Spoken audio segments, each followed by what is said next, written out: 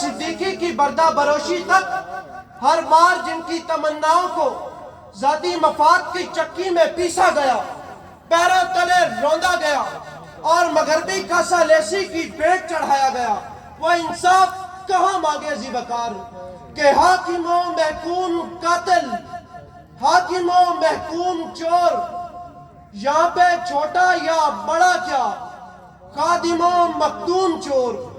ہے نہیں اب کوئی خطرہ شاطر و عیار سے، ڈر تو یہ ہے ہو گئے ہیں بے کس و معصوم چور۔ سوچئے کہ اب کرے گا خواب کو تعبیر کون، اس عدالت میں سنے گا عدل کی تفسیر کون، اس عدالت میں سنے گا عدل کی تفسیر کون۔ صدر عالی وقار،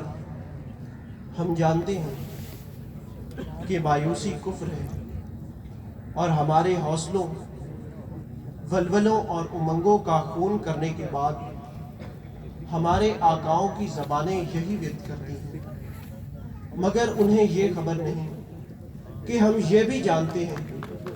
کہ یزیدان وقت سے امیدیں استوار رکھنا بھی کفر ہے۔ آخر کب تک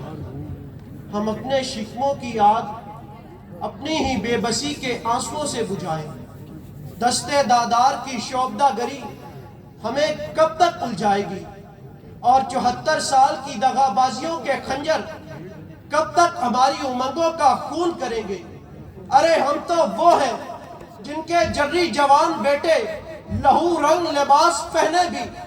اور بیٹیاں تار تار ردائیں اوڑھے بھی حرف تشکر کا پاس رکھتے آئے ہیں کہ صحراؤں کی بھی حد ہوتی ہے ذی وقار۔ تو ہماری نسلوں، ہماری اصلوں اور ہم پر آزمائش کا دائرہ اتنا وسیع کیوں ہے؟ سو قتل گہے اہل تمنا کے جلاد سن لیں کہ ہماری عشرت پارے دل زخم تمنا کھانا نہیں، بلکہ گناہ گار کو تلاش کر اپنی امیدوں، امنگوں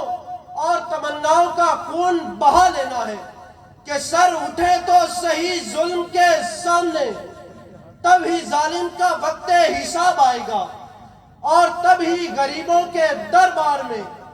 ہاتھ جوڑے ہوئے ہر نواب آئے گا۔